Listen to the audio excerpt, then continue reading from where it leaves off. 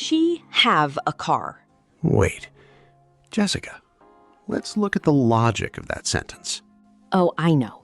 The correct sentence is she has a car. Exactly. But why does the verb change from have to has? And that's the interesting part. With he, she, it, and other third-person singular subjects, English uses a special form in the simple present. For most verbs, we see the familiar S ending. She works, he plays, it runs. But have is different. It's an irregular verb.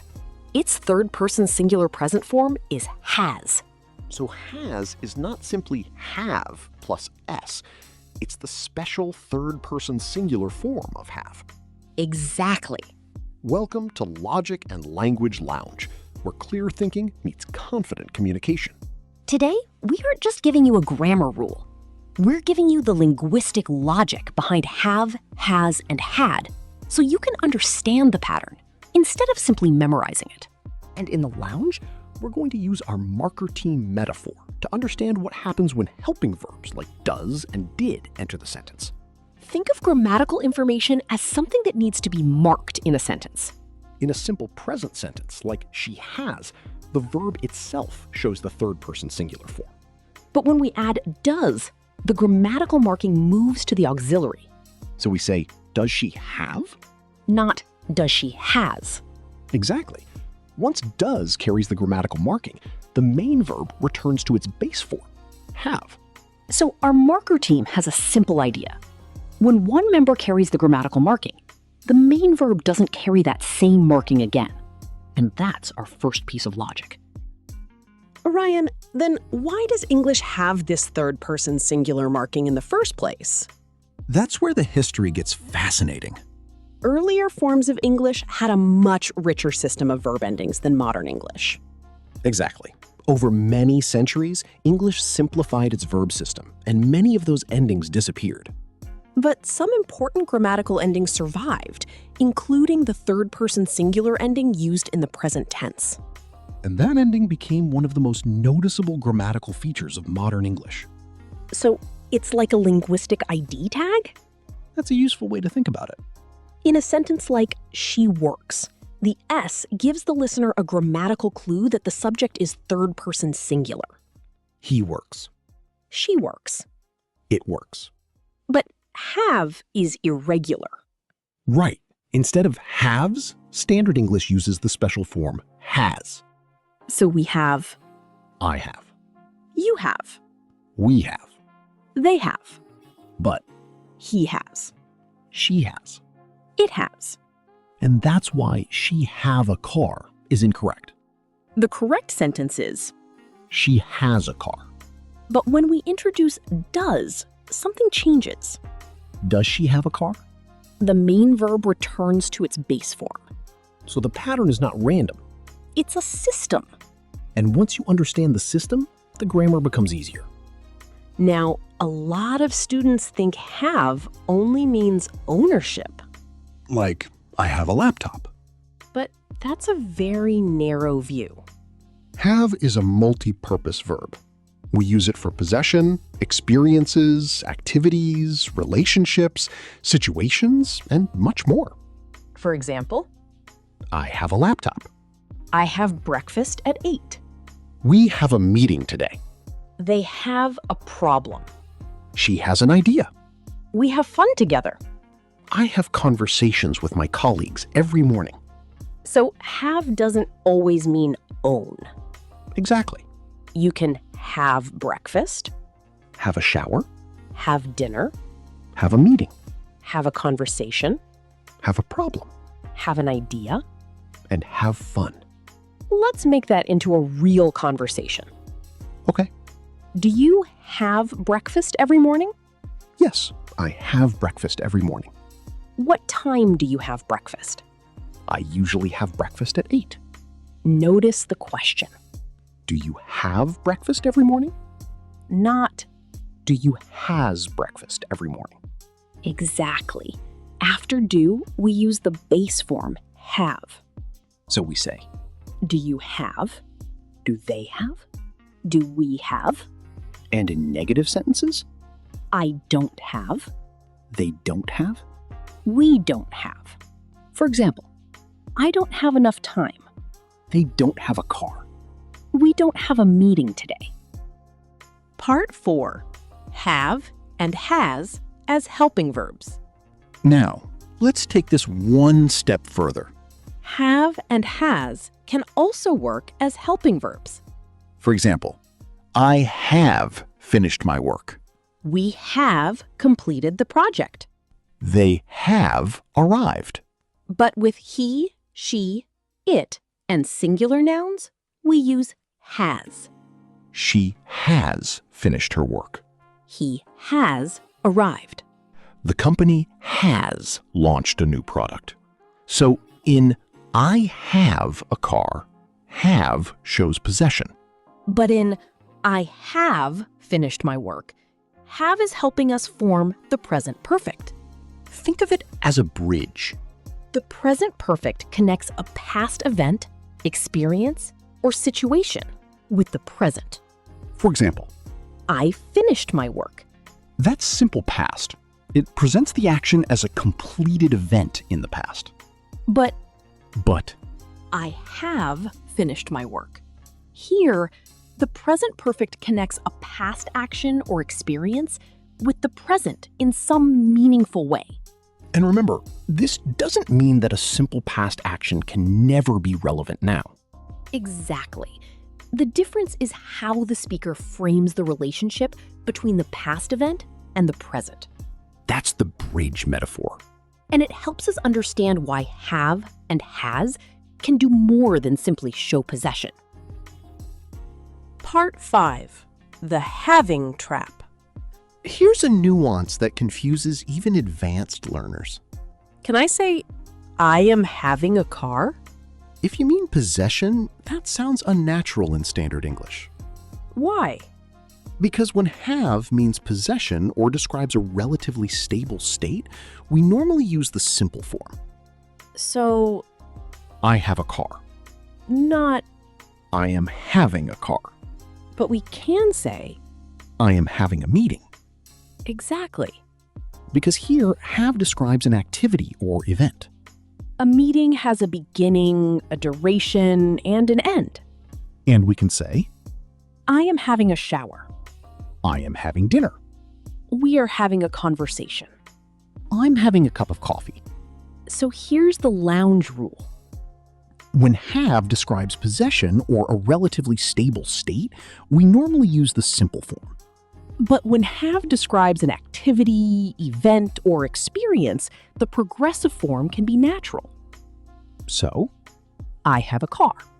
But, I am having a meeting. I have a headache. but, I'm having lunch. the meaning and context determine the form. Now, let's talk about the past. Everyone loves had because it's the same for every subject. I had. You had, He had. she had, We had. they had, Simple, right? until you ask a question. I hear this mistake all the time. Did you had a good time? That's the double past trap. Let's use our marker team metaphor again. Did is the auxiliary that carries the past tense marking in a simple past question. Once did carries that marking, the main verb returns to its base form. So, Did you have a good time? not Did you had a good time? exactly. And the same thing happens with didn't. She didn't have breakfast. Not. She didn't had breakfast. So here's our golden rule. When we use did or didn't, the main verb stays in its base form, have. Think of it as one grammatical marker doing the job. Never. Did you had? Always.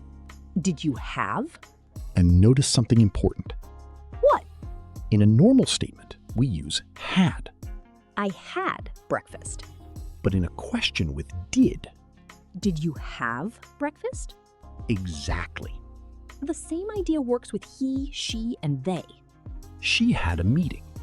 Did she have a meeting? They had dinner. Did they have dinner?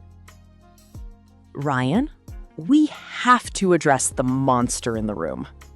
The sentence, I had enough. The famous double had. It looks like a typo, but it's completely grammatical. So why are there two hads? Because they are doing two different jobs. The first had is the auxiliary that forms the past perfect. The second had is the main verb. So, I had enough. This means that the experience or state of having enough happened before another past reference point. For example, I had enough before I left the meeting. First, I reached the point where I had enough. Then I left the meeting. So the first had is the grammatical helper. The second had carries the main meaning. Exactly. It's not a mistake. It's not a typo. It's simply had plus had. A double word with two different jobs. And once you understand the logic, it doesn't look strange anymore. Part 8. The Real Life Challenge. Let's put everything together with a real-life situation. Imagine we're talking about breakfast. Okay, I have breakfast at 8. that's a present routine. Now, yesterday. I had breakfast at 8. That's simple past. Now let's connect the past with the present. I have had breakfast already. Excellent. Here, the first have is the present perfect auxiliary. And had is the past participle of have. So listen carefully. I have breakfast. I had breakfast. I have had breakfast. 3 different structures. Present routine. Past event. Present perfect.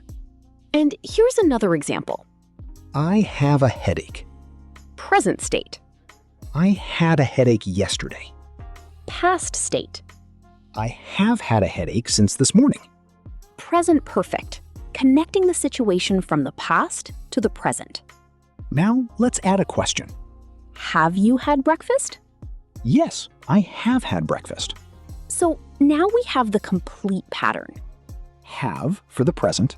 Had for the past. Have had for the present perfect. And have had can also appear in questions. That's the system. It's time to test your logic. 10 questions. Take a few seconds before listening to the answer. Question 1. She blank a great idea. Have or has? Has. She has a great idea. Third person singular. Question 2. They blank been waiting for an hour. Have or have? Have. They have been waiting for an hour. Have is the present perfect auxiliary with they. Question 3. Have you blank lunch yet? Have or had? Had. Have you had lunch yet? Here, have is the present perfect auxiliary, and had is the past participle of have. Question 4. I am blank a cup of coffee right now. Have or having? Having. I am having a cup of coffee right now. Here, having describes an activity. Question 5. We blank already finished when he arrived. Had or have? Had. We had already finished when he arrived. The earlier past action is expressed with the past perfect. Question 6. He doesn't blank any money. Has or have? Have. He doesn't have any money. After doesn't, we use the base form. Question 7. Ollie and Sarah blank a new house. Has or have? Have. Ollie and Sarah have a new house. The subject is plural. Question 8. I blank a bicycle when I was 6. Had or have? Had. I had a bicycle when I was 6. That's simple past. Question 9. The report blank already arrived. Has or have? Has. The report has already arrived. The report is singular, so we use has. Question 10. If I blank known, I would have come. Had or have? Had. If I had known, I would have come. That's a third conditional structure. It's time to test your logic. 10 questions. Take a few seconds before listening to the answer. Question 1. She blank a great idea. Have or has? Has. She has a great idea. Third person singular. Question 2. They blank been waiting for an hour. Have or have? Have. They have been waiting for an hour. Have is the present perfect auxiliary with they. Question 3. Have you blank lunch yet? Have or had?